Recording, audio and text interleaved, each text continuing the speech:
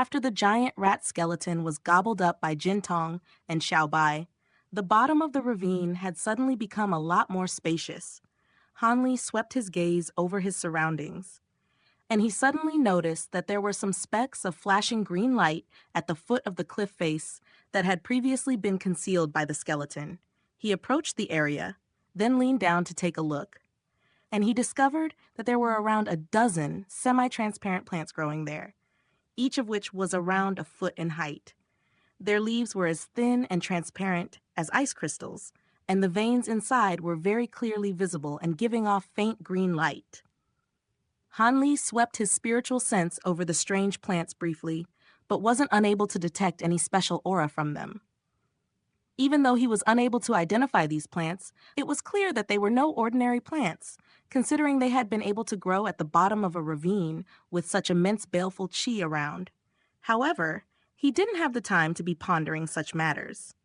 Thus, he flipped a hand over to produce around a dozen white jade boxes, then uprooted all of the green plants before carefully placing them into the boxes, then adhered a silver talisman onto each of the boxes.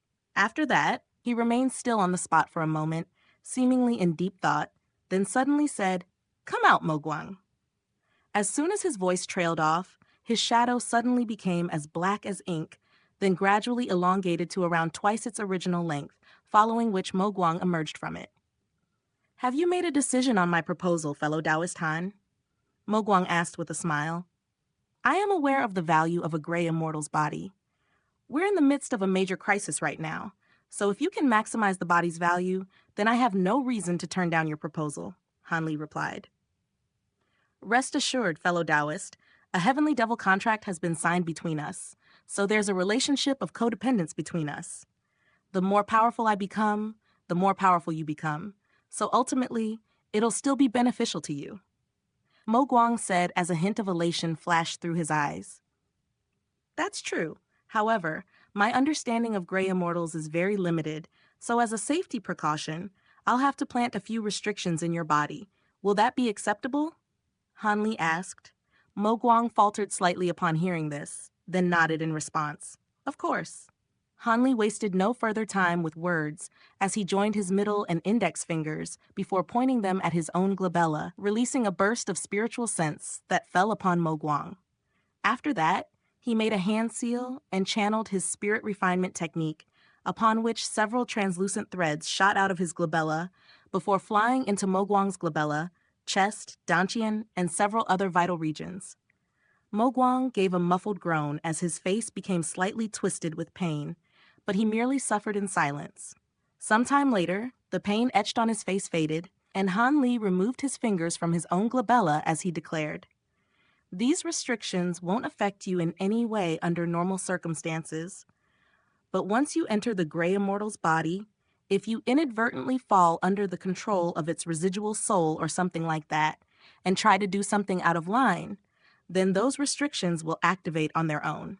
If that happens, even I may not be able to react in time to stop the restrictions from taking effect. Rest assured, fellow Taoist Han, these restrictions will never have to take effect," Mo Guang said with a smile.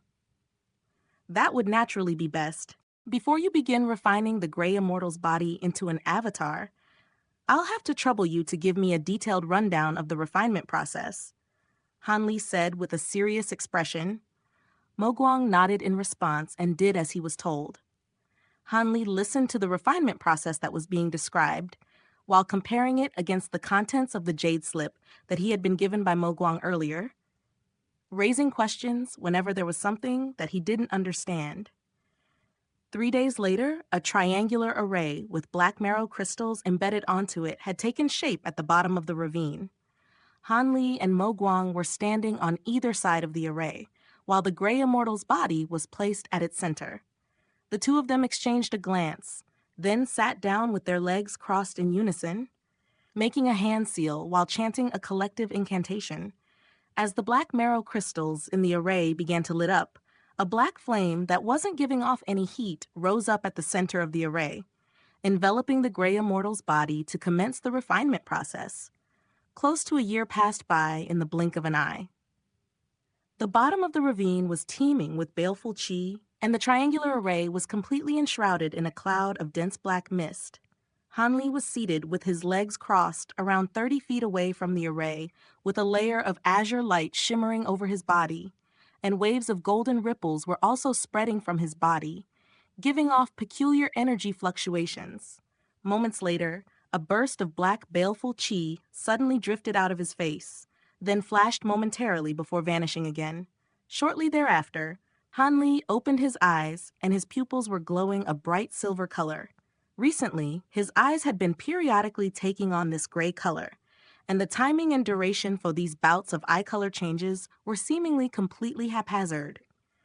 Furthermore, with each successive onset, Hanli could sense a burst of baleful chi deep in his consciousness becoming stronger and stronger, while an unreasonable sense of aggression rose up in his heart. If it weren't for his tremendous spiritual sense, he would have most likely already fallen prey to this aggressive intent. Hanli exhaled as the layer of baleful chi over his face gradually faded, and his pupils also returned to normal, following which he closed his eyes to meditate once again. 2 months later, a burst of loud rumbling suddenly rang out from the bottom of the ravine, and the dense baleful chi there began to churn violently. The baleful chi rose up until it had almost spilled out of the entrance of the ravine, and a perplexed look appeared in the eyes of Taoist Xie as it observed the unfolding scene from above. At this moment, there was an enormous vortex of baleful chi that was swirling violently as it converged toward the center of the triangular array. Outside the array, Han Li and Mo Guang were standing with their hands clasped behind their backs, and both of them were looking rather weary. My sincerest apologies, fellow Taoist Han. I thought that the refinement process would be complete in just 64 days. Never did I think that it would take this long, Mo Guang said while intently scrutinizing the enormous baleful chi vortex at the center of the array. It's fine. We still have enough time. How confident are you in your ability to complete the fusion process?